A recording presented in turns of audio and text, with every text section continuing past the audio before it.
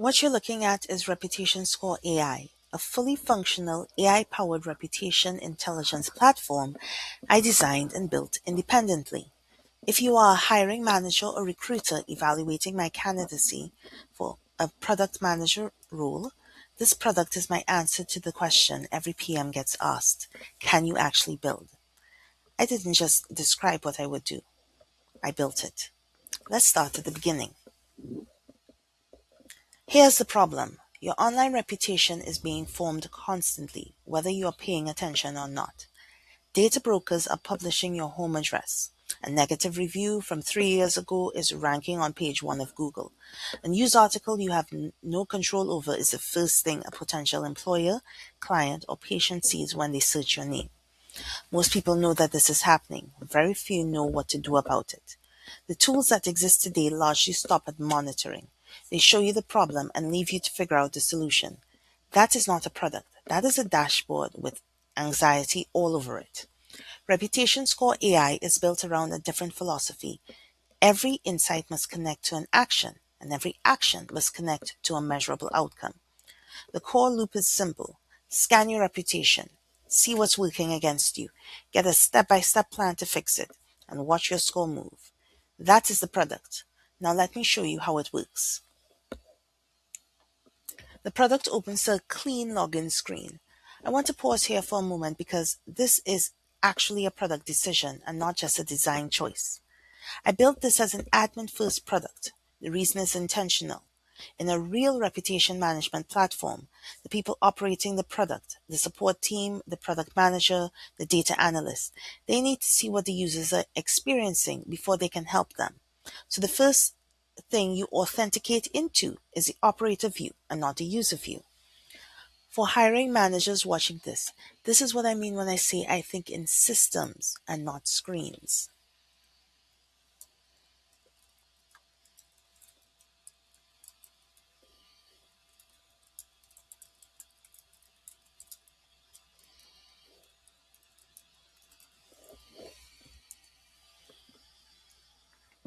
As you log in, you are greeted with a welcome modal.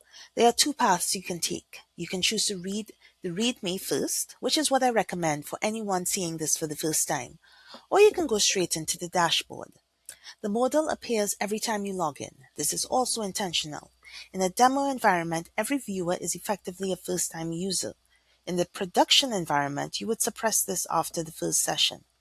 I made the deliberate choice to keep it persistent here because the context it provides is more valuable than the 2 seconds it costs to close it.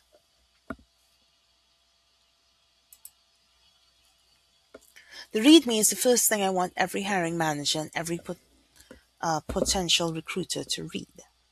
First thing I would like to point out is there's a function at the top which allows you to download the README as a PDF so that you can share this with other people on the hiring team. I created the README because this is a practice I brought from engineering into product management. When you build something, you document it, not because someone told you to, but because documentation is how you prove you understand what you built and why. This README covers 6 core things. The first is what the product is and why I built it. The second would be the 4 product decisions that help shape this build. Every decision I made had a reason. I did not add features because they were impressive. I added them because they solved a specific problem. The third thing is the growth model. This is important. The brief I received was that the goal was to scale Reputation Defender from about $20 to $30 million in annual recurring revenue to $100 million. That's a 3 to 5 time growth target. The product is built around that number. Every metric, every insight, every recommendation in the admin dashboard connects back to that growth objective. Fourth, the admin portal and user view. This section covers how the product is structured as an admin-first experience and how the user view works, and most importantly, the guardrails a production version of this capability would require. I documented those guardrails explicitly because in a high-trust consumer category, responsible access is a product specification and not a legal afterthought. Fifth, are the key product metrics and what they mean for the business. Each metric is tied directly to the 3 to 5 times growth target. Numbers without context are decoration, and this section gives them context. And then finally, what I would build next. A product is never done. This V2 roadmap is here because I want you as a hiring manager, you as a recruiter, to know that I have a point of view on where the product should go after it launches.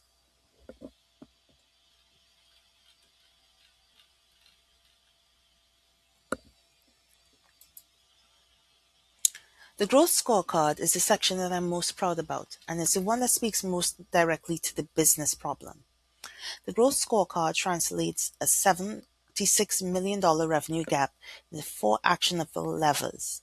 This is how I think about product strategy, not in features, but in levers. Level 1 is the mass market acquisition. This self-serving onboarding funnel is a primary growth engine. At current completion rates, we see that roughly 1 in 3 users never get to the product's core value. This is not a marketing problem, that's a product problem, and it is something that we can fix. Level 2 is the subscription retention. At 3 times the growth, acquiring users only compounds if churn does not erase the gains. Why we track the day 7 retention? We need to see it move from 61% to 72% or higher. The data already tells us that why users are leaving. They see the alerts, but they're not taking actions within that first 72-hour window.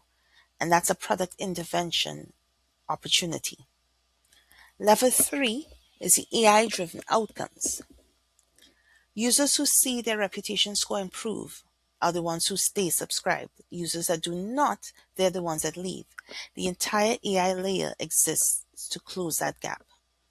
And the fourth level is the executive tier and premium expansion. This is the most underdeveloped level in the current product. Executive features are enabled, but there is zero upgrade prompts in the user flow. A contextual upsell triggered by critical alert volume. And this can add $8 to $12 million in incremental ARR at scale. And that's just money that's currently just sitting on the table. Each level has a status indicator: on track, at risk, or not started. This is how I would think as a senior PM or a director of product management. I don't want to just report on what's happening. I want to be able to communicate what it means and what we're going to do about it.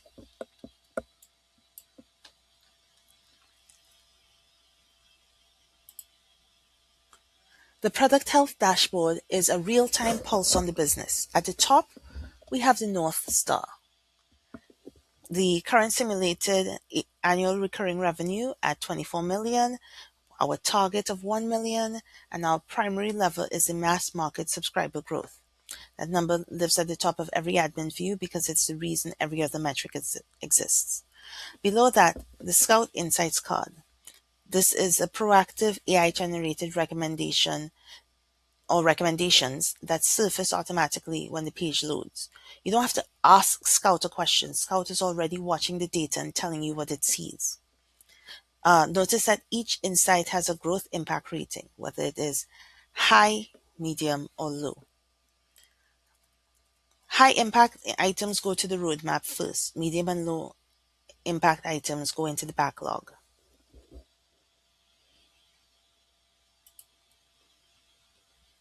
The funnel view shows a drop off at every step in the onboarding journey. So, for example, the gap I want you to notice here is what happens between ran first scan at about 71% and then took first action at 41%. And that is about a 30% drop. In terms of dollars at scale, that could cost about 22% of our potential annual recurring revenue. When I diagnosed a similar drop off at Amazon, 95% of the users were abandoning because before they even reached the product. And I treated that as a product failure, not an operations issue, sorry. I redesigned the journey, resolved the friction points, and drove a 60% improvement in activation rates. That experience is why the funnel view exists in this product. The cohort retention table shows the sign up by week. It's color coded. Green is above 60%, yellow is 40 to 60%, and red is below 40%. This view exists because aggregate retention numbers hide the real story. The cohort analysis tells you whether your product is getting better or worse over time for the users who signed up in a specific week. The AI Performance Panel tracks how AI features are actually performing, not just whether they are shipped. You want to know whether they work. You see the alert acknowledgement rate, the recommendation acceptance rate, the AI confidence scores, and the explainability panel. These metrics exist because any AI that does not get used is not a feature, it's actually just technical debt.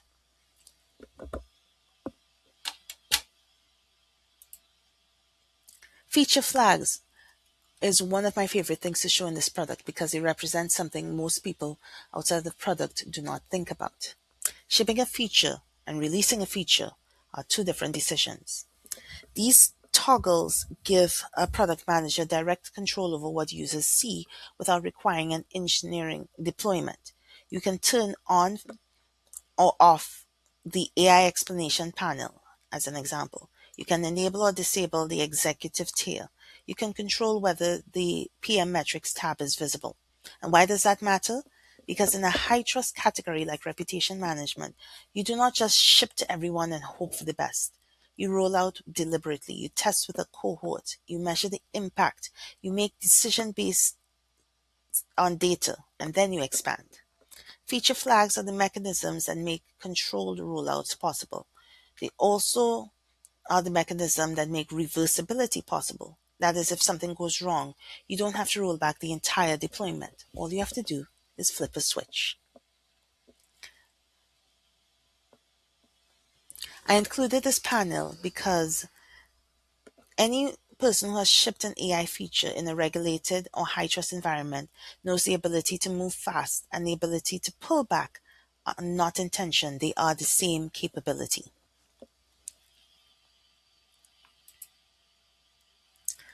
The user view is one of the most deliberate product decisions in this build. From the admin sidebar, I can navigate directly into the user's full consumer profile and see exactly what he's experiencing in real time. His scores, his alerts, his action center, his scout conversations. I can see everything. This capability exists in virtually every mature SaaS product. Stripe has it, Zendesk has it. It's how support teams diagnose issues without asking a frustrated user to describe the screen over the phone. But in the reputation management product, the data being managed is some of the most sensitive personal information that exists. So I did not just build the feature. I documented the guardrails a production version would require, and I made them visible in the product itself. We have four guardrails. Role-based access control, so only designated roles can view user profiles. Audit login, so every access event is recorded with a timestamp and a reason. User transparency, so users know that this capability exists. And then a minimum necessary access, so an admin sees only what they need to resolve a specific issue. I defined these before I ship the feature, not after. This is not a legal instinct. That is a product instinct. In the high trust category, the infrastructure that protects user data has to be held to the same standard as the product that manages it. You do not earn consumer trust by monitoring someone else's reputation while mishandling their data. Now let me show you what our user Jordan actually experiences. In our first screen, the score overview is the first thing that Jordan will see after onboarding, a circular reputation score from 0 to 100. It's color coded red to green, using the same range that we had, where anything over 60 is considered green, anything between 40 and 60 is yellow, and anything under 40% is red. Jordan's score is 61. So we see there's room to improve, and the product tells him exactly where to start. We also have four categories: dimensions, search results, social presence, data exposure, and sentiment. Under risk alerts, we see AI flagged issues sorted by severity. Critical issues are at the top, um, and this is important because the user is trying to understand what they need to do in terms of severity order. They're not here to understand the chronological order of how risks may occur. So it's more important for us to flag them in terms of severity than it is to flag them in terms of some sort of chronological timeline.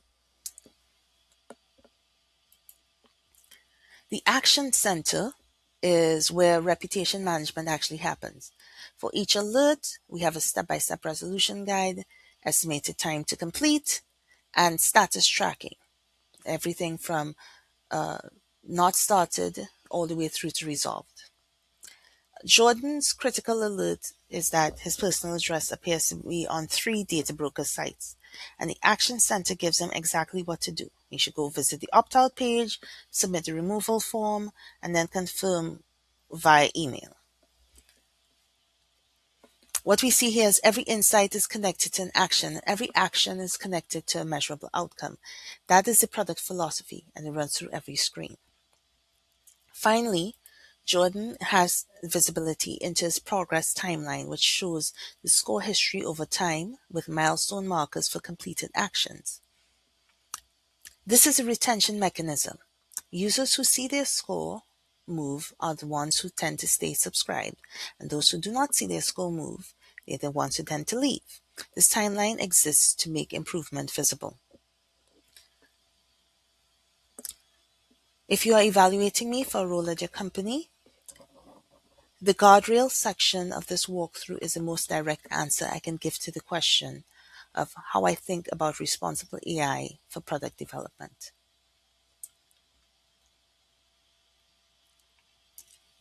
I'm sorry.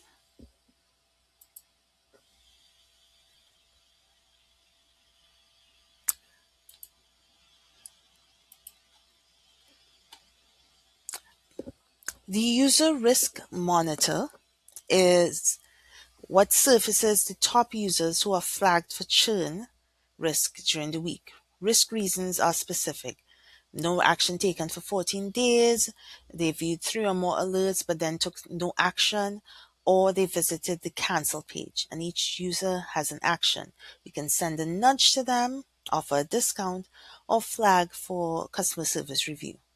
And this exists because churn is not random, it has a signature. And any PM who can see the signature before the user cancels has a window to intervene. The window is the product.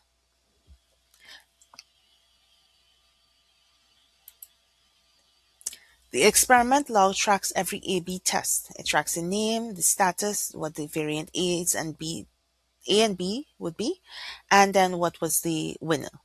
This is how you prove that product decisions are driven by data and not by opinion. Running experiments is table stakes at a senior or director of product management level. Logging them is how you build your institutional knowledge. I'd also like to introduce Scout. Scout is our AI analyst that is built into the admin dashboard. In the consumer-facing products, Scout is a support agent. It will help users navigate the product and understand the alerts. But in the admin view, Scout has a different job entirely. It is the product analyst. You can ask it anything about the data and it will give you specific actionable recommendations tied to your growth target. So for example, we can select what is our biggest gap to 3 times growth, and Scout gives us an answer. Not a generic answer, mind you. It gives us a specific metric, explains what it means in business terms, and recommends next steps with an estimated growth impact.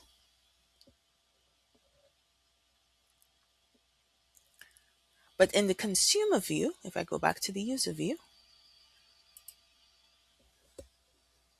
Scout is a support agent. Um, the suggested prompts gives the user first immediate actions and helps them orient themselves almost immediately. So, for example, we can ask, what is my biggest risk? How do I remove a data broker listing? Explain my score and what should I fix first? So if I click, for example, on how do I remove a data broker listing, Scout responds with step-by-step guidance that is already defined in the action center for that alert type. It does not create new information. It just gets the right information at the right moment to the user who needs it. The design principle that I'm looking at here is that support should deflect before it escalates. Scout handles about 80% of the user questions without requiring human intervention. The remaining 20% that Scout cannot resolve can't get routed to the support team with all the user details pre-populated. That can be done simply by typing into Scout, I need more help, and it'll bring up the support form, and the information is pre-populated. The user doesn't have to repeat themselves. The support team already has the context before the ticket is opened.